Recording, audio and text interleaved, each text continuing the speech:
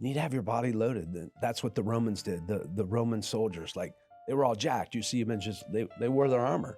And you go back to the cavemen and you go, oh, they care. And then you go back to construction and go, I was huge by carrying weight. Carrying weight. You know, going back to bone density, that's what they found in the Romans. That's what they found in the cavemen. That's what they've seen. The strongest men on the planet, that's how that's how they're measured, by carrying weight, by carrying, 100 pounds. That's how they train.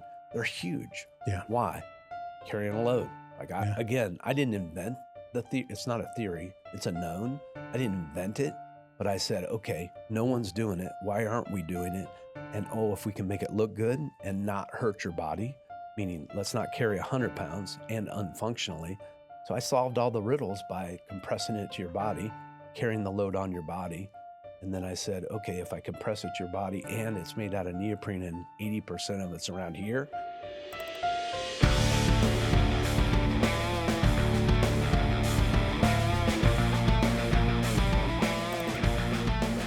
Welcome to the Matthews Mentality Podcast. Today, we're joined by a transformational leader, entrepreneur, and advocate for personal growth, Brent Yates.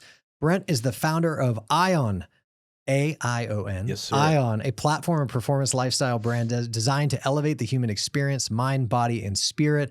What began as a way to intensify his own workouts during a period of deep personal transformation quickly evolved into a movement. At the heart of Aion is its flagship product, a patented weight vest that combines resistance, compression, and heat capture, a first-of-its-kind innovation engineered to amplify every movement. Let me pause real quick. I actually have one of these weight vests. I told Brent right before the show. Yeah. I've had it for like a year. I bought it off someone. I was like, man, I love this weight vest. And then preparing for this podcast, I was like, well, I know of this weight vest. I have one. Backed by scientific testing and worn by elite athletes, pro teams, and high performers from Jalen Hurts and Michael Chandler to the Denver Nuggets and Joe Rogan, the Aion vest is changing the way people train, recover, and live. Brent's journey to this moment was not easy. After building a successful career in business and engineering, he faced profound health and personal struggles that forced him to rebuild from the inside out. That transformation became the catalyst for Aion, a brand rooted in purpose, performance, and giving back. He's also the author of a book, The Gravity of Up, a deeply personal memoir that chronicles his rise from rock bottom to resilience, and the founder of Aion's mindset movement.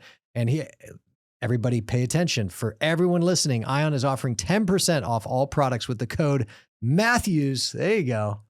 Tell them K-Matt sent you. Matthews, M-A-T-T-H-E-W-S, so you can get a weighted vest for yourself. Before we dive in, don't forget to like, share, and subscribe to the Matthews Mentality Podcast. Brent, welcome to the pod. It's good to see you. Yeah, man. Pleasure to be here. No, like I said, about a year ago, I had a couple weight vests. So I would like to say I was aware of the weight vest movement a little before this podcast, but I had a couple weight vests, but they looked like almost like a bulletproof vest, like a tactical SWAT weight vest. And I'd wear them. This is a true story. Go to like my daughter's soccer practice, and she's, doing practice for 60, 90 minutes, and they're on big fields. So I'd jog around the field, or I'd do lunges somewhere. And I had this big weight vest, and it was intimidating, somewhat scary. And then about a year ago, I was doing some boxing down at a gym about 2 blocks away from where we are today here in Nashville. Someone's like, hey, you want to try out this new weight vest? And I was like, sure. I put it on. It was super comfortable, right?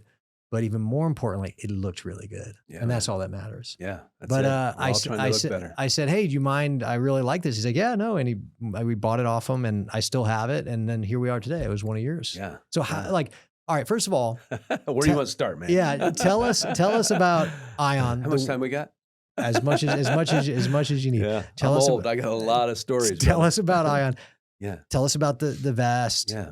And then again, tell us about that. But I actually want to kind of double click in your bio. It said you kind of hit rock bottom, if I may.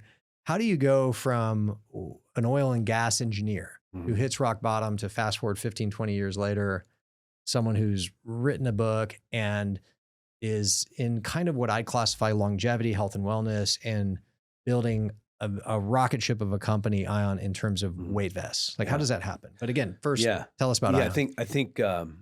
I think it's best, that we just drop into like, how did I get from there to here, and wearing a helmet every day and being in the, I like to say like in my 20s and 30s, like I'm a construction guy, and that's what I come from. And what I kind of transforms into this vest is like, I was carrying my tools and my weight, and my traps were like stacked up to here. And I think I weighed 230 pounds, and I was just like thick and mean, and a construction guy and a welder. And ultimately, my dad was in the business.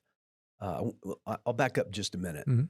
Um, I'll go into my childhood just a moment, just to kind of bring you into how I got into the business, and then I think then we'll roll into like what the decline was, and then how we got here. And Sure. so, my dad. We'll start with my dad. My dad was an entrepreneur.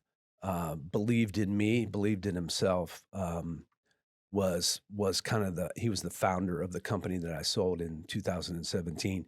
He passed 20 years ago, but my biggest mentor still today. What I see in him, I still want to be, and part of that, the reason that I was probably an overachiever was him.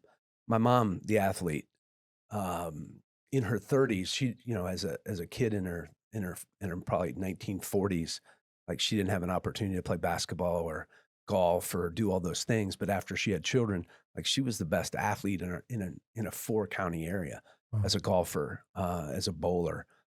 She's now a ballroom dancer at 86 years old and still rocking it. But ultimately, the athleticism, the mindset. My mom has the mindset of Michael Jordan.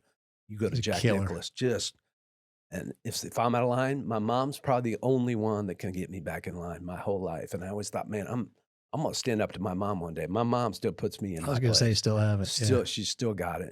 And so I have that mentality, and then I have the entrepreneurship, the love of a man that believed in me, Mhm. that nurtured me, that wanted me to take care of the family for the rest of, his adult life after he got in his 40s. So everything was fed to me, and they felt like I was the guy, and I became the guy. I was the number one basketball player in Ohio.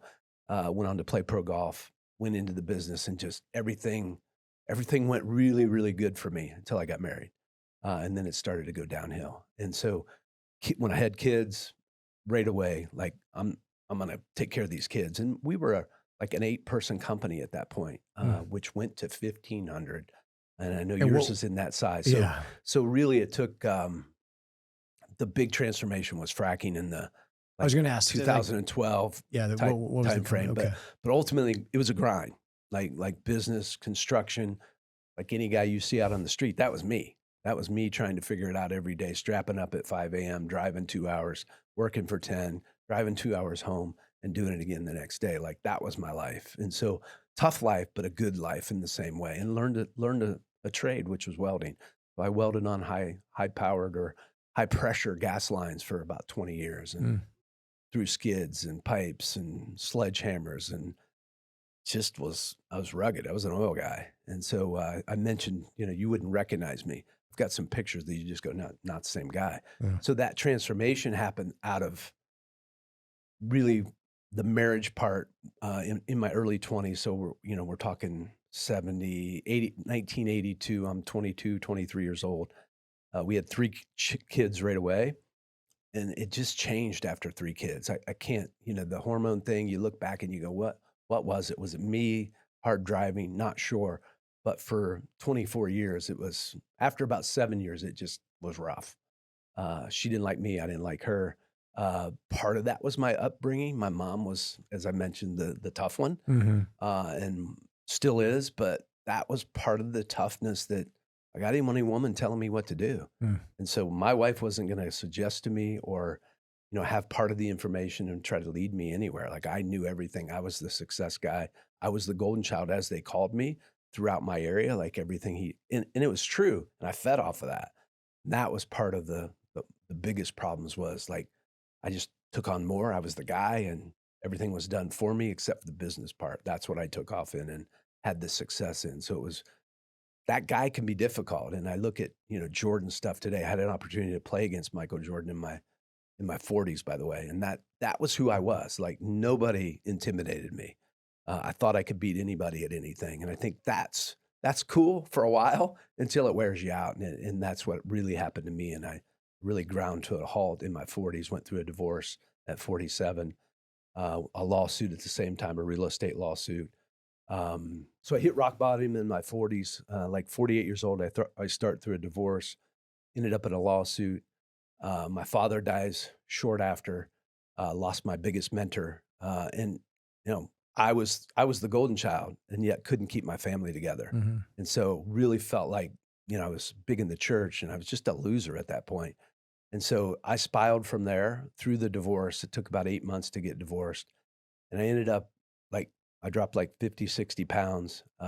Contemplated suicide. In my book, it gets into that detail, and by the grace of God, really the people He put in my life. The name of the book is called The Gravity of Up. The people that came, I moved to Phoenix, Mm-hmm. at least part-time, and that's where all the people came. A trainer came, which is a cool part of the book where a trainer comes, a wellness, emotional life coach came in, and an amazing church came in, which is really kind of strings together all these people that came into my life. I really wasn't seeking them, but I was at rock bottom at the same time, but I didn't know where to get help. Mm.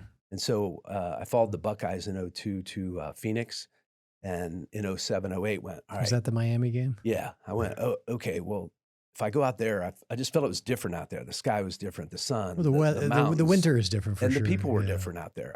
I wasn't in that place of connectivity, but I knew something was different out there. So I headed to Phoenix through that problem. And maybe time. part of it just nobody knew you out there in the sense it's a It was fresh huge. start. It was huge. Let me Yeah. push pause on your story. And you said, you kind of things were building, right? And your business was building, your family was building, but so was, I don't know if it was pressure or stress or, was it where did you feel like you were kind of suffering in silence for a long time? Or did it just all of a sudden one day your marriage unravels and then you realized mentally you weren't in a good headspace? Yeah, I think it was over time. And then, through the divorce again, it just kind of went, when I went into that space and the kids knew, the church knew, the family knew, you just, you felt like a failure. And I think it was everybody kind of saw it happening and kind of probably felt it was the best thing to happen. But again, after all the success I'd had in my life, that was the number one thing. Like, you got to Mhm. keep that together. Why can't I keep that together? And so it just was demoralizing and took its toll. And 20 some years of business and grinding, and that guy that thought he could win everything. Like, there's battles you can't win. Like, I was pushing people out of the way every day Mm.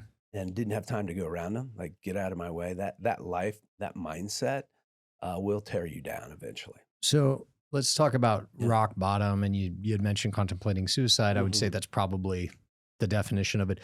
What was it that kind of got you off the bottom or got you off your back and back on your feet metaphorically? Like, was there a moment? Was there a Yeah. catalyst? Was there some vision, or was it just like one day you got a little better than the next? When you get into the book and really tap into where I was, like I was in the moment, like I checked out for a few seconds and came back to and went, that's not what I want to do. That's not who I am. And I just started praying. And I think, within a day or so, I went, how do I fix this? I can't fix it, but how do I change it? So through prayer, through that thought of, hey, if I go west, I think it was a good point. No one knew who I was. I could show up. No baggage. No one cared. And then people started coming to me, and it was really that way. Like, I wasn't looking for a life coach. Met him at a football game through a cousin who said, "Hey, how you doing?" That old question of how you doing, and when you're not doing well, you take it offensively. That was Mhm. me. I was like, this guy's seeing something in me that I Hmm. I You're still doing had the fine. Why? ego. Yeah, right.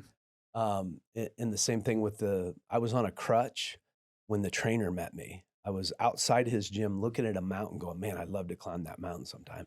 He was on a second floor gym at Mauna Lucia in Paradise Valley. And I'm just looking out at the mountain, and he puts his arm around me. He goes, how you doing? No idea who this guy is. I thought maybe I was going in the gym to maybe do a couple weights or something. I don't know. I don't remember. Ended up living with this trainer for about a year and learned what to put into my mind, my body, Hmm. how to train. He brought me back to life, just took care of me better than my father, like in that moment when I needed someone. And then a friend of mine in Ohio, he knew I was looking for a church out there. And he connected with a pastor that I had never met in Ohio that knew somebody in Phoenix. And so knew a pastor in Phoenix, and they connected the dots there. Ended up traveling with the pastor, the largest church in Arizona, fastest growing church still today Hmm. in the United States. And I ended up traveling, and again, they saw things in me that maybe I saw a long time ago, but I didn't have much value at that moment. But people came when I needed them. And I think without that, that's where the book just goes. If you ask me what the book was about, it's about grace. And I couldn't, I'd have found those people if I knew I needed them, but they all came to me. And a guy put his arm around me and goes, "Hey, how you doing?" The other guy hands me his card and goes, "How you doing?" And then somebody connects me to a church. And from there, it took about 2 years still to get me back where I was ready to jump back into business full speed, and did that in 2010. And so jumping into business, how did it lead you to, kind of part of my question was Aion, and the weight vest? Like how did that come about? Yeah. So, 2010, I'm good again. I'm meditating. I'm really listening to God versus like praying to God. There's some of that still goes on, but ultimately I learned how to listen, how to get my brain quiet. And that was really key, and still key today in figuring things out, is how do I get quiet? How do I get grateful? Through that, if I can start there in a day, I got a chance. So 2010 to 2020, I'm rocking and rolling, right? I meet my wife in 15. We get married in 17. I had showed you, she had done some modeling stuff, but she's the rock. She's probably going to write her own book. She's really what makes this all roll. She's building a community in Uganda right now. I encourage her not to. That's another story. But I'm like I build multifamily. I don't think I had mentioned that, but I've built a lot of things, but not in another country. Yeah, it's different. And I'm like for 4 months, I'm like, "Honey, really, you think you got to do that, right?" And she goes, "Oh, there's a lot of reasons behind it, but it's really that's who my wife is." And so when I met her in 15, and then I got I sold the business in 17 to a public company. And then for 3 years, I was just all right, this is pretty cool. I've worked thousands of hours and harder than most from a physicality the golden perspective. Parachute period. Yes. Yeah. Yes. And so I'm now 47, excuse me, from 47 to now 57. I got my stuff together, sold the business from 57. So at 57, I sell the business. By 60, I'm now doing long drive golf ball contests because I'm I don't know what else to do. I'm training. I've been training now at that point for 13 years, taking care of my body, what goes in, the whole thing, what goes in my mouth, what goes in my mind. And so at 60, I'm doing these long golf ball driving contests, Florida, Ohio, and I tear my supraspinatus.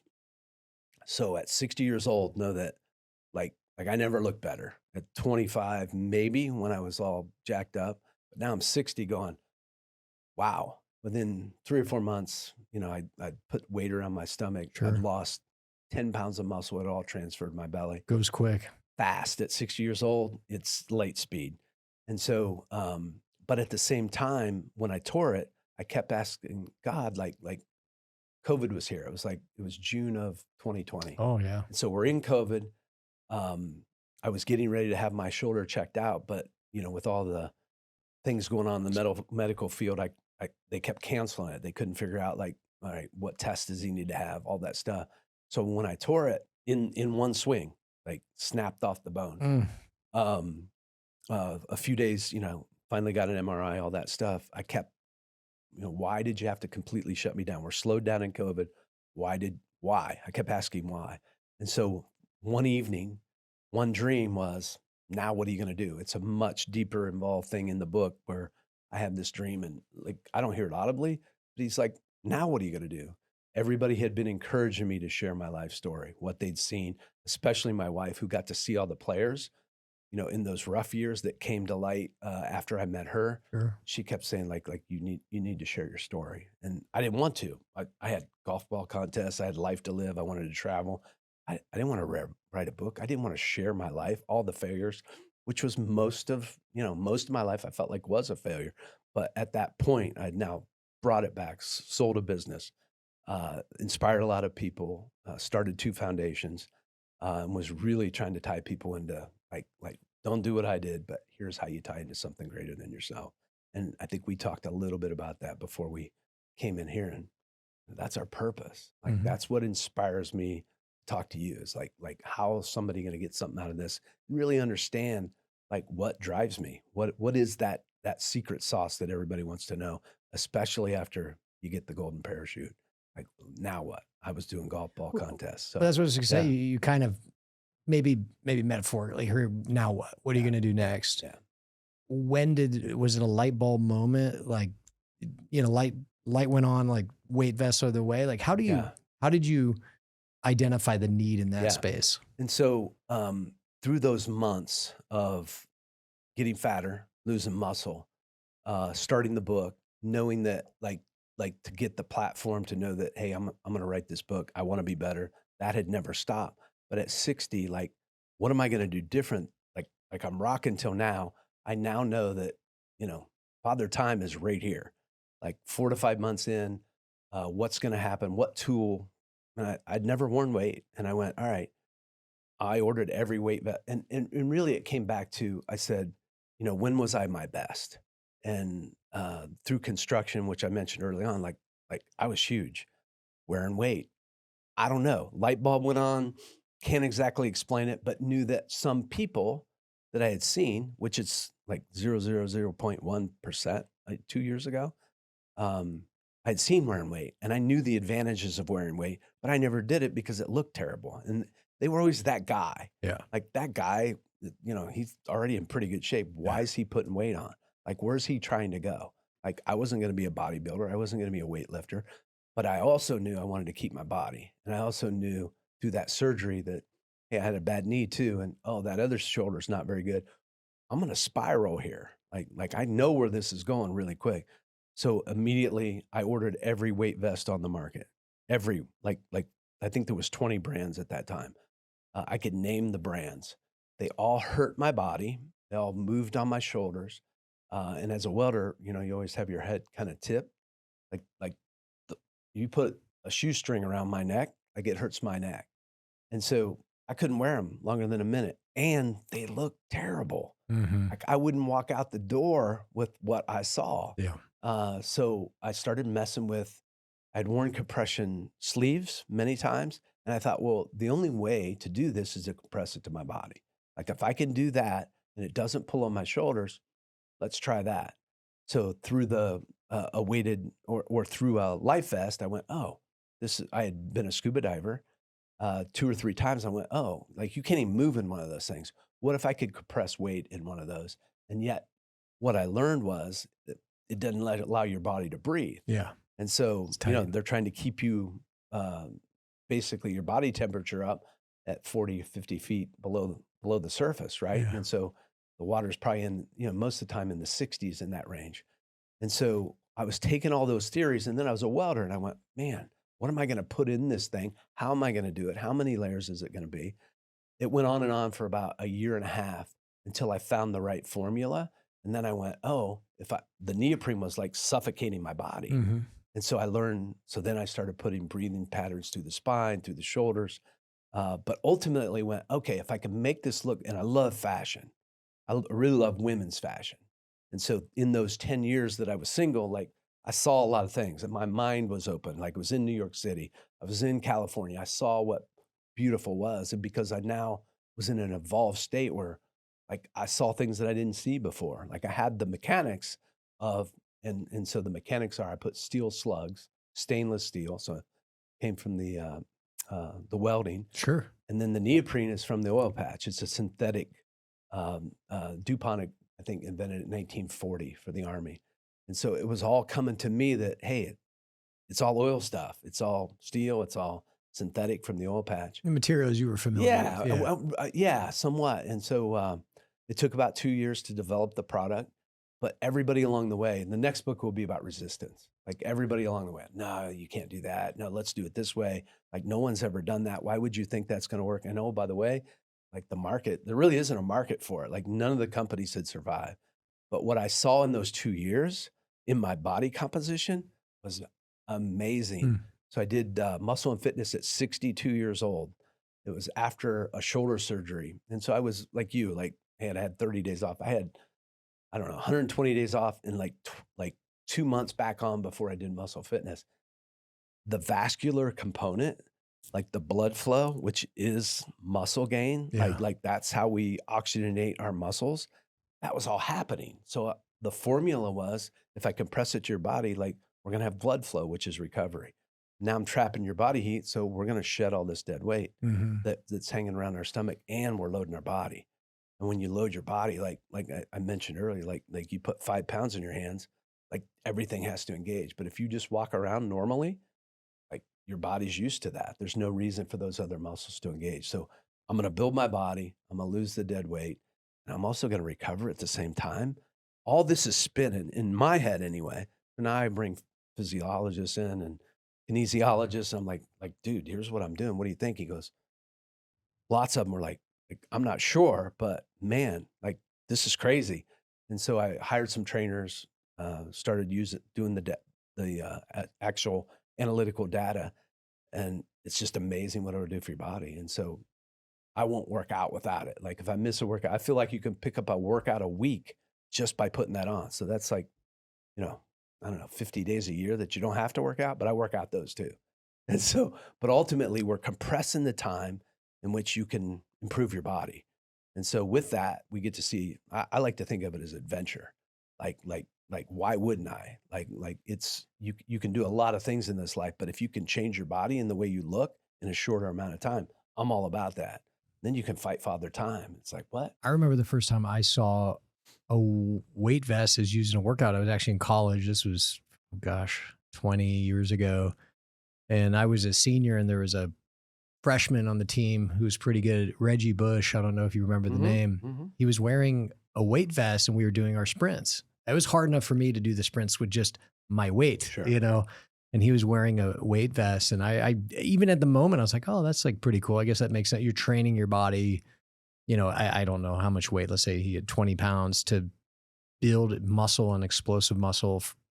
Now, the gear with football is probably around 20 pounds. So actually, it's probably very functionally. It's 10 actually. Yeah. Is it 10? So that's where we weighted our vest. Yeah. That's the optimal weighting is right in that range. And so for him, that probably was functionally very smart. I never thought that far ahead. And maybe that's why, that and genetics, he was much better than me. But it was the first time I saw it. And I was like, oh, but again, you kind of touched on it earlier. There was no industry. There was no movement. Like it was a very one-off. But especially in the last couple of years, I've seen more and more. But, one of the things we were talking about offline was, guys like Gary Brecka, who and just this kind of longevity movement. And this seems to be right down the fairway for that. Yeah. And I think so when Gary came, like, again, I'm a welder. I've studied this all for 3 years with the physiologist, with the data, do chat, like the whole thing, all the people coming around me, the trainers mostly, that were looking at this for all these Division I teams and pro teams. Even before I started, like I had to know before I mass produced them that there was a marketplace for this, right? You just don't go build a couple $1 million worth of product, not sure. Like you've got to get the word out, but at the same time, you better know if you're in a new space, what you have can actually absolutely be proven out.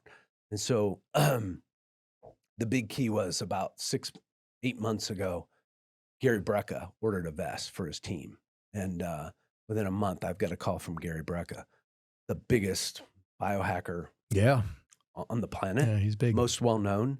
I'm doing all kinds of modalities that I wasn't doing before that I feel like can keep me in the game through what he does. But ultimately, when he worked about 2 months and then asked for a team call, I'm like, what? I'm 10 months old at this point going, wait a minute.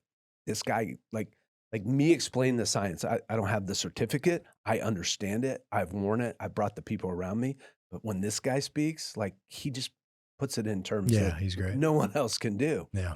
And so within a couple months, I'd met him, gone down to Miami, had a couple dinners with him, and was just complete. Like this guy's putting drips in his arm at midnight. Like I'm in a hydrogen bath. I just had a knee surgery and I'm in a hydrogen bath. He's got a drip going on. Like you can't live at that level. Like he's around the world every moment. Yeah. Without ultimately biohacking everything that you can put in your body that's good for your body all at once. And then he looked at the vest and went, man, I can compress the time that I train and still get more benefits out of it. And I'm like, yeah, it's wild, isn't it? We can recover, we can lose weight, and we can add muscle all at the same time. Like it's just not been done, right? And so a lot of people are like, well, we'll just go buy a weight vest. That's what you're going to get is weight. But when he went, oh my gosh, And so over 2 dinners, we went, yeah, like let's do this together. Mm-hmm. And so others have come in. Jen Gottlieb, I don't know if you've heard of her or Yeah. not, but I think the biggest branding name in the business has come. There's people, Gunnar Peterson, right here in Nashville, the OG to the stars is now part of our team. But people are coming from everywhere. But the first 2 months, crickets, until Gary went, hey, like we can compress the time and be better. And so, yeah, it's been really cool. Give some advice for the audience who's now having listened to this saying, oh gosh, I should get a weight vest. How do they start with a weight vest? Like what are the best times to wear it or workouts to wear it for, or even just, is it something you wear around the house, something you wear at work? Like how do they get into introducing a weighted vest, an Aion weighted vest, of course, into their life? Of course. Well, I think the biggest thing is you have to ask yourself, and when I started the process was, like I tried 15 pounds and went, no, even though you become one with the weight, it's not hanging on you. Mm-hmm. It's too much weight. And I'm in really good shape, Mm-hmm. have been in really good shape for 15 years and went, so I threw it on other people and women that were athletes and gymnasts. You're saying 15 a little too much. It was too much for me at that time. Got it. And so I had it on Ohio State gymnasts. I had it on some track athletes.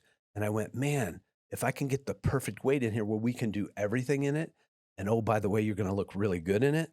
Like, why wouldn't we? The benefits don't stop.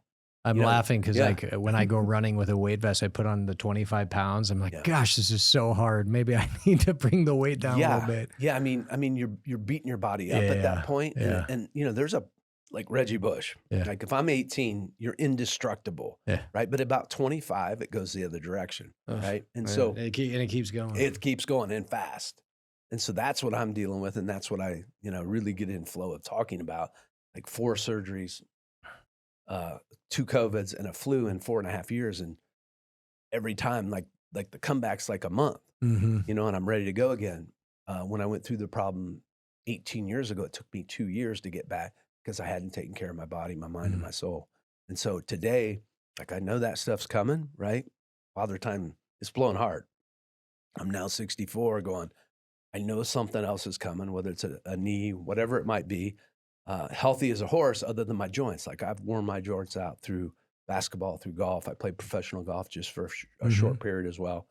But construction, like beating on those winter soils in Ohio and the frozen soils, like my elbows, my shoulders, it was all beat up before I started training. Sure. And now I get to get stronger through peptides and the best nutrients on the planet. Like I'd never stopped looking for how I'm going to optimize my body. What, so part of my question was, if someone were to go out and buy a weight vest today, promo code Matthews, what's the best way to introduce it to their life? Yeah. So if you were there, and I know you're not, disclaimer, CYA, you're not their personal trainer, but if you were, how would you advise them to introduce a weight vest functionally into their So it depends on their fitness level. If they're just going to walk, go try 20 minutes in it. If they're going to go train, put it on and off. You have to adapt to the weight. And I think, I see a lot of social media people just going, hey, go throw 10 pounds on. I'm wearing 12 pounds. Like, know that I've been wearing 12 pounds for, I don't know, 4 years now. It's all my body wants. But the very first 6 months, like it was every other day probably. And I was like, and you still got to make that decision. Do I want to add extra weight to my workout? Knowing the benefits, I did it. But until you understand the benefits, you don't. So 5 pounds for a female is what we optimized it at. And again, I took it up the ladder on elite athletes and went, hey, here's 8 pounds. What do you think? Well, I can't run in it. I can't do my lunges in it. I feel like it's dangerous. So we put 5.5 pounds in a female vest. Do you wear it all day? If you can, great. We've made it to wear all day. Now we have a casual vest that has about 5 pounds as well. That's, fashion at its top level. So I think to get to your question, it depends on the level of your fitness, depends on what you're doing. But if you're training, if you're in a gym, you kind of rely on the trainer to go, hey, sure. But my vest, because of the functionality, the way I build it, you can wear it for everything inside a gym. I never take it off. You lose the body heat, you lose the compression of your lungs, you lose all the modalities if you take it off. So I think one of the things I found was people that were carried weight in a gym, like you carry weight for about 5 minutes in a gym, you do a kettlebell. You need to have your body loaded. That's what the Romans did. The Roman soldiers, like they were all jacked. You see them in just they wore their armor. And you go back to the cavemen and you go, oh, they carry, and then you go back to construction and go, I was huge by carrying weight. Carrying weight. And yet most of us are having our food delivered and not doing anything in that regard. And there is a lot of hype around different fitness products, but I know one of the things about Aion, backed by real data. Yeah. Like, what did the data tell you? Obviously, it's not hyperbole. It's just, hey, when I was in construction, I carried weight, I was jacked. Or the Romans, you know, you look at the statue of their soldiers, they're pretty jacked, probably just because they're carrying however many pounds of gear on their backpack. But like, what did the data suggest, especially in the longevity realm, about helping people live longer? What is it about adding weight to your frame that benefits your body from a data perspective? Yeah. Other than just saying, hey, man, I looked great. Like, sure. What does the science tell us? So the science tells you, and again, you dive into the Bible. Trust the science. That's what they right, say. right. And most people, there's not a lot of science. What we did was we took it into the gym, and we wired everybody up. But it's really depends on your own body. But ultimately, wearing weight, bone density is like all the scientists. I didn't have to go out and invent the data for that. I didn't have to go out and invent the data. The data was already there from the scientists. Ask Chat GPT. That's where I always go to and go, man, let's talk about loading our body. What's that going to do for your body? We were talking before we got online. I went to Costa Rica maybe a couple years ago, and it was in a blue zone. So a blue zone, and Zach, maybe you could look this up. I think there's 7 or 8 in the world. And it is, again, I don't want to misspeak here, but I think it's where men and women combined on average live over 100 years old. Yeah. Okay. Plus or más o menos, plus or minus. And one's in Costa Rica, one's in Corsica, one's in wherever. But I think the number one thing they found, because they were trying to figure out, okay, what is the connectivity? What are the common attributes or common things that allow in very different geographic locations these people? I think the one thing they found was in the older population, obviously more susceptible to not living much further. They were active, and that they carried weight in some capacity throughout the day. Yeah. And, you know, from a weight vest perspective, it very much kind of checks those boxes or accomplishes, it was something about having muscle and then the bone density. That's where I was going with it, is they found that in the cultures that lived the longest, their bones were still very strong and very dense, well into their 80s and 90s, whereas most parts of the world, that's not the case. Because in a lot of parts of the world, just within America, you get old, you move to, you know, the nations in Tampa, and you sit on your couch and watch TV for a while, and you lose all that. Yeah. But by having weight and staying active, it seems to counteract that significantly. 100%. When you know, going back to bone density, that's what they found in the Romans. That's what they found in the cavemen. That's what they've seen. The strongest men on the planet. That's how that's how they're measured, by carrying weight, by carrying 100 pounds. That's how they train. They're huge. Yeah. Why? Carrying a load. Like I didn't invent it's not a theory. It's a known. I didn't invent it, but I said, okay, no one's doing it. Why aren't we doing it? And if we can make it look good and not hurt your body, meaning let's not carry 100 pounds and unfunctionally. So I solved all the riddles by compressing it to your body, carrying the load on your body. And then I said, okay, if I compress it to your body and it's made out of neoprene and 80% of it's around here, which is type 2 diabetes, which is all kinds of, like, if we can flush, why we train. So we're, it's just all happening with the flush, with the compression, with the blood flow. It was wild what happened as I started training and looking at my own body. Again, go back to Muscle Fitness November 22 and look at what happens when you train in a vest. Like the blood flow, you'll see it in all my veins. You can't get that in a t-shirt unless you're very vascular. Yeah, you touched on it earlier. One of the things I like about the vest, with other weight vests, especially when you're doing running and jump rope, but like running, it pops up and then hits down. You know what I'm saying? Yeah, oh yeah. But yours, because it's really compressed to the body, it's more natural skin type feel. So it doesn't there's something about running with most weight vests. It doesn't hit at the same time. Yeah. So it allows you functionally to be much more efficient when working out. All right. Terrible. Yeah. So I'm going to take a leap and say most people listening aren't going to argue that wearing weight is good for you. They're not going to argue against that. Yeah. And so now that that's been established, I want to pivot a little bit. And you sold a business that was very big. The family business, very much. I think you said your dad kind of you took an iteration of that and saw it through. You had your golden parachute moment, took a couple of years off, enjoyed life. Yeah. What was the motivation? What was the why behind getting back into it? At least my experience has been when you start a business, man, it is a grind. You know, and if it isn't, it's probably a business that's not going to be successful unless you're like you have a unique idea that somehow the market's missed, right? At 60-ish years old, you said, even if you said, okay, I see a need, you already walked us through how you kind of identified Weight Vest, but like what really drove you to kind of go back into the darkness of being a founder, an entrepreneur? You know what I mean, you know what it's like. Trust me, man. It's not a job, it's a lifestyle. Like what you touched on it very early on in our conversation, you know, your purpose, but what is your why today, and how has that evolved from maybe when you were in your 20s and 30s? Yeah, I think, you know, when I did the transformation, when the company really grew, I had transformed into really giving people tools. What I read, like my own employees, trying to encourage them that there's more to life than strapping our boots on and going to work every day. Like, important part, we got to feed our families, but what's your purpose? And so I found that inspiring others to really look at why are they living.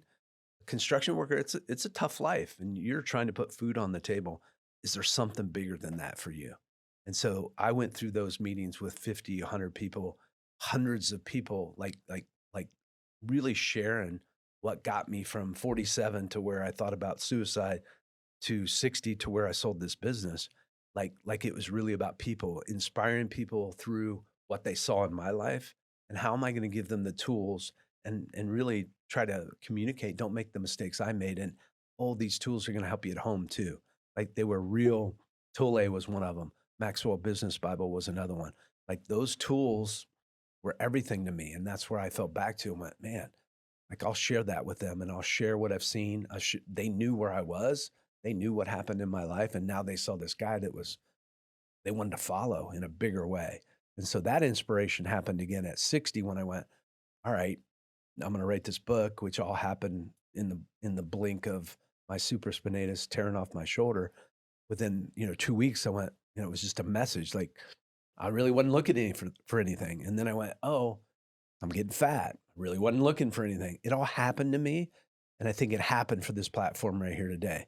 Like, where this goes from here, who I get to inspire, who I get to talk to and go, here's what I've done. Here's why I've done it. But it's really about the people, and the people that have come around me now. Like, I've already had them in my life for 40 years. I just hired a marketing person that was with me at Mid-Ohio that helped me blow that up. Like, I didn't have her for 4 or 5 years, but now here we are blowing this company up. Now all these people are coming, and the gravity of up is that the people you put around you that help lift you up. Well, I needed that, 15 years ago. That's what I needed. People put around me to help lift me up. And now I'm lifting those people up, but they're all around me. They're pushing, I'm pulling. Like, that's magic when that happens. So I think that feeling of, like, let's all do it together, that inspires me. Like, it's fun. The best want to be with the best. I dig all that. And I see it. The best players want to be on the best teams. You look at that across the board. So that's fun. The best are here. And I really aspire to, show them that, why they jumped on and why they follow me. So that's inspirational. But I think my story, I think the biggest part of my story today is at 64 years old, I'm tuned up. I'm ready to go to tomorrow. But know that it's not easy. Don't come into your 50s fat.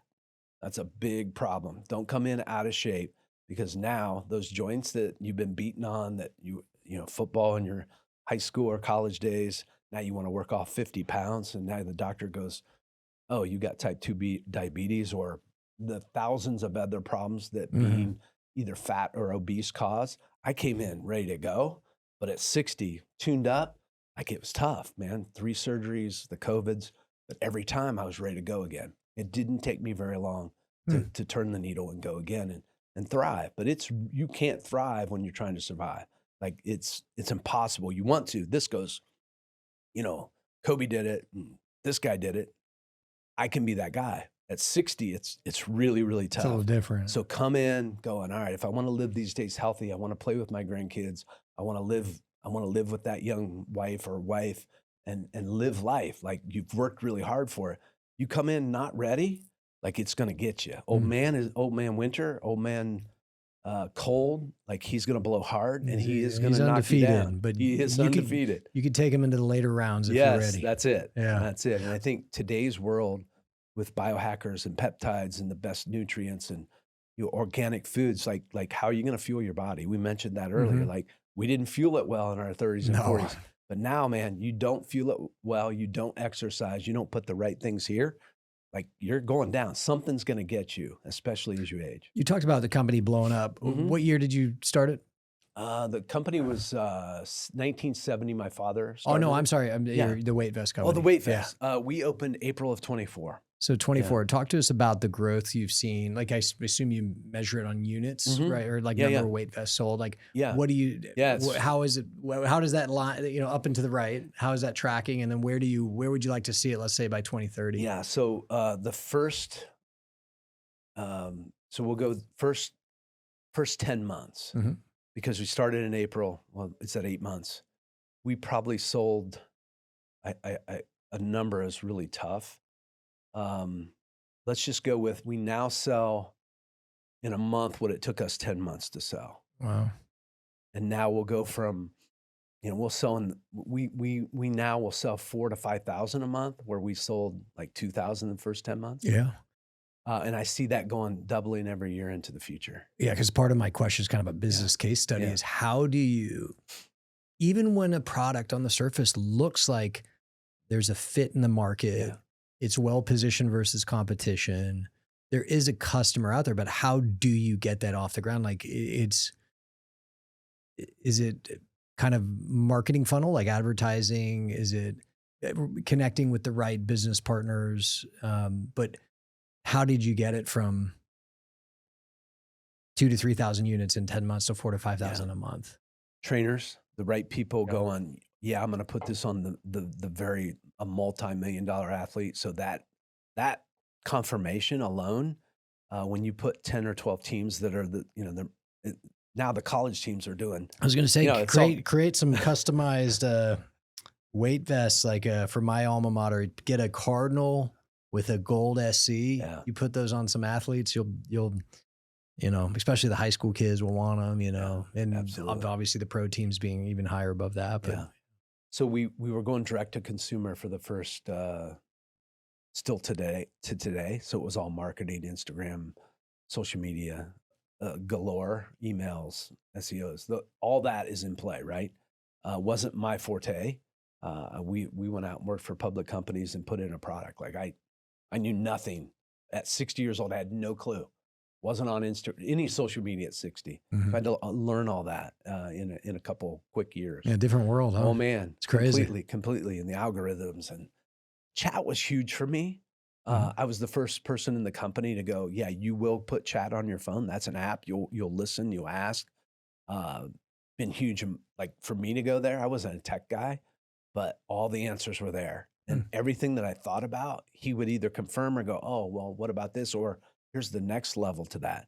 But I would say in 2 words, Gary Brecka, when he asked for a vest and he was the voice of biohacking and wellness and being a biologist and having the communication in the audience that was my audience, that understood biohacking and compression time and having all these modalities put together in one unit, whether you're training or casual, like that was the difference maker. And then some B2B companies started coming to me and going, man, like tell me would you send me some product? Started to become a trend really only about 4 or 5 months ago when many social media influencers started wearing vests of any type. So now it's almost, you hear it daily. I see. Get that Joe Rogan sponsorship. Yeah, Joe Rogan was a huge one. And I don't know if you saw that ad or Gary and Joe being on there. And it was just like, what? I was at that point 1 year 1 year into business going, wait a minute, where do we go from here? Yeah, I was Joe gonna say, Rogan's yeah. talking about Aion. What in the world is going on?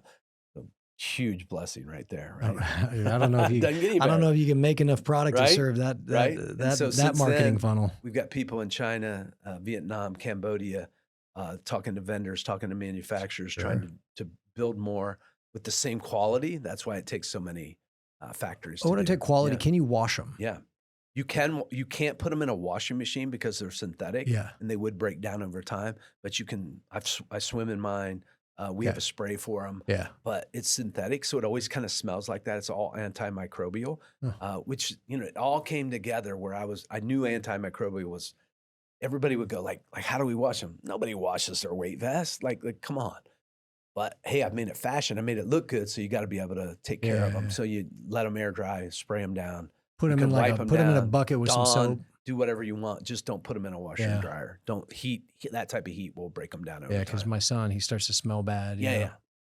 Be like, dude, you I gotta wash just your coming out stuff. with a spray that, once a week, I if you gotcha. want, but mine's never. I've never had You it. touched on something Yeah. earlier because I want to kind of like dive a little bit into the being a founder, starting a business. I think a lot of our audience, in some way, I define as entrepreneur, right? Yeah. Whether they're a founder or they're in real estate, you're an agent, but you're kind of like your own business in a sense anyway. You said so many people kind of told you no in a sense, not Sure. like not necessarily the customer. I mean like, oh, that's not going to work or that doesn't make sense. Maybe share with us a couple of those instances, but more importantly, how did you mentally overcome? Because look, I'll speak for myself. I consider myself a person of strong mental conviction, but when I was like, hey, I'm going to do this, and someone's like, well, that's not going to work, I'd be lying if I said it doesn't have an effect. Like if the minimum effect is you process and you say, well, I disagree with their position. Sure. But usually it's more than that. Usually is just a little bit of doubt, planting a little seed of doubt. When everybody, it sounds like, was kind of coming at you saying, hey, Brent, that's not going to work. It's a terrible idea. What, in your opinion, allowed you to push through when a lot of people be like, yeah, you're probably right? Yeah. 99.9% of the time you're in your own mind. And those quarter percenters of a quarter percent that would go, no one's done that. Hey, it doesn't look good. It'll take you forever to do that. I've always had a belief in myself. I've had enough victories to go, yeah, I can do that. My wife does these tests and, I'm that guy that I'm the mover shaker. Like I've done things that have not worked. I think I've started 3 brand new startups in my life now, and they've all kind of worked at some level. So I think little victories, a little bit of staying power. I couldn't have done this in my 40s. In my 60s. Why not? Number one, I had too many things going on, kids, another business. This has been my focus, is to impact people, inspire people, work on my own body. Like this is the only body I got to go through life with. So I built it for myself. Initially, I went, all right, here's the 3 things I want to solve. I did that. And then people saw it and went, hey, I think that's going to be big. What's it going to cost to get there? What kind of commitment does it take to get there? Well, that's another book. Like I'm now, 64, waking up going, like really, I'm doing this all over again. The inspiration though comes from being better, seeing people go, wow, what you created is transformational. Like that gave me goosebumps. Like from the top people on the planet. I love sports. I was always an athlete, not a great one today, but ultimately to be in that place with superior. Jalen Hurts was wearing it. We get the picture. I'm like where do you go from there? You go from Joe Rogan Super to Bowl Brecka winning quarterback, to Gary Brecka yeah. to 10 teams that like I get to be part of those conversations. I get to sit in those rooms. Did I know that was going to happen? When I formed the team, I said, no one's doing this, but if it works, it's way bigger than anything I've ever done. And I like that. I want to be that guy. That gets me up in the morning. Like there's, again, times where you have doubt, but I think the doubt is overwhelmed by I can, I believe, and I have the staying power. But again, it's been my focus. If I had 3 or 4 businesses going, wouldn't have made it. I got a theory. Let me know what you think of it. It's like there's kind of four buckets or 4, legs to the table of life, and it's work, it's marriage, it's kids, and it's like mental, physical health. You can be good at 2 of them. You could be somewhat average at 1, and 1 you're going to be bad. You can't be great at all 4 at once. There's just not enough time. You said something earlier, like, well, I couldn't have done it in my 40s. I say, why? And you touched on a couple of things. One of which is like kids. Yeah. Kids, they take a lot of time. So if you're giving time to your kids, it has to come from somewhere, right? Yeah.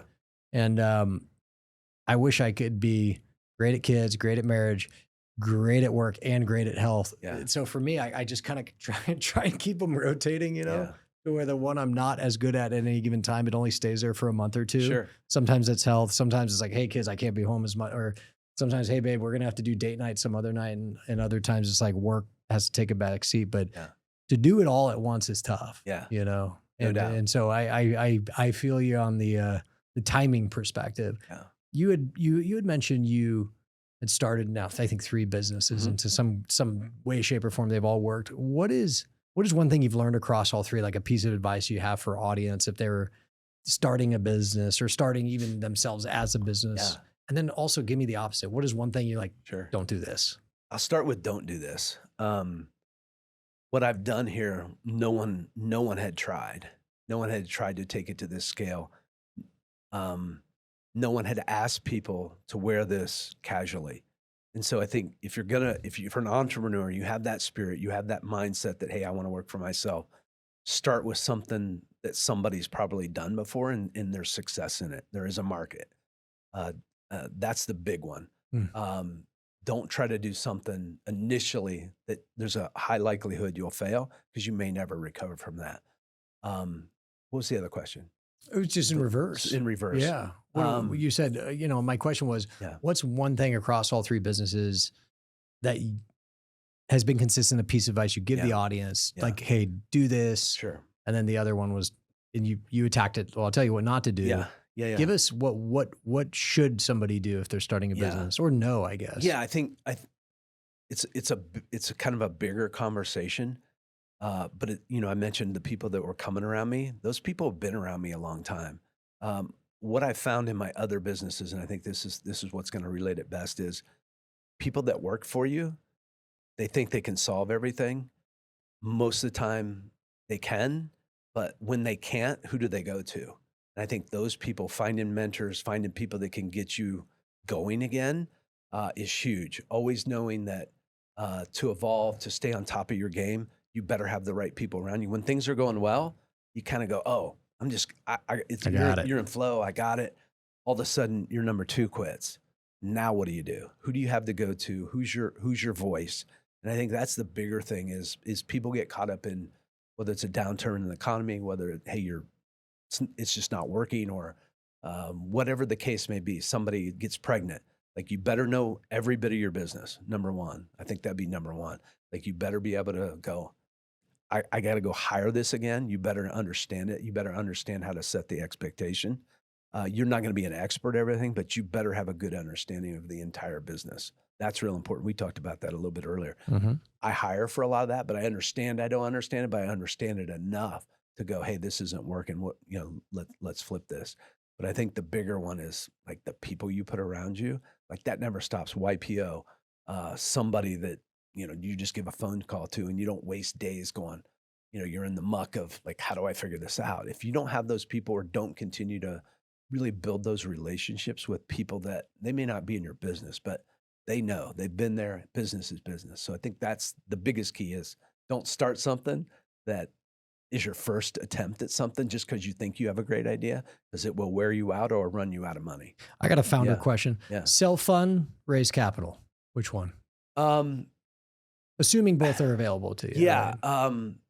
You need to get it to a place where you don't give all the company away, because that's what you have to do.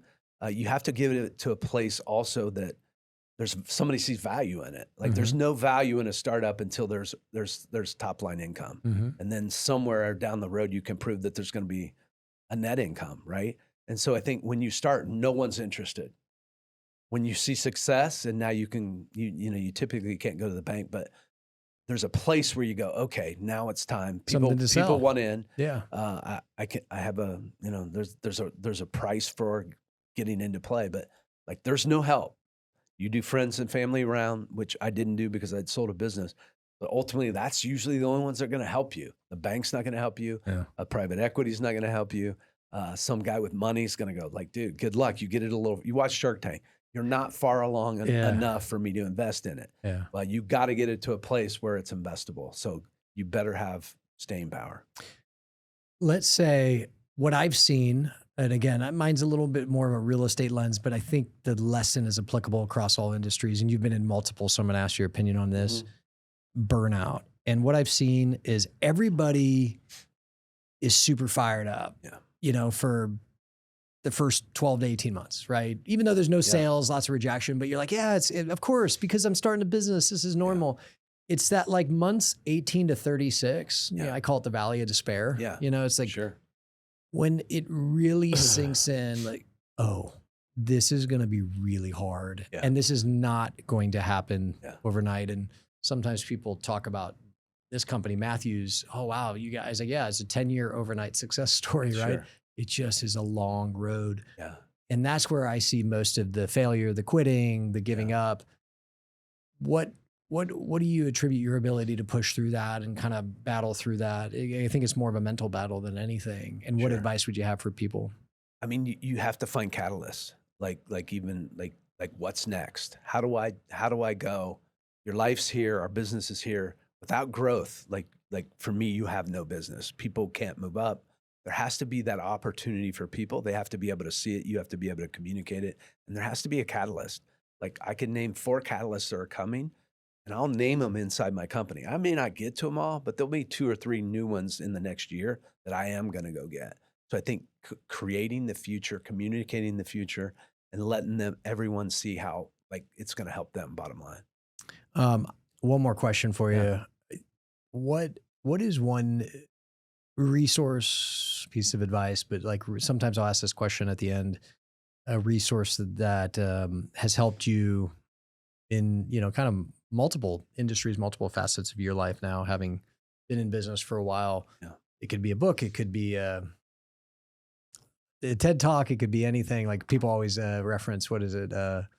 Toastmasters, but what is one thing that maybe has helped you professionally or personally over the years that you would point someone or guide them to, like, hey, you should go do this, or you should go look at this or read this? Yeah. I mean, I mentioned early on, it was Maxwell Business Bible, the community, free love, someone that cares unconditionally is God. And I think without him, like even now in the tough times, it's like, all right, why am I doing this? Like, I've made my money. I've taken care of my family. I'm grinding. I care.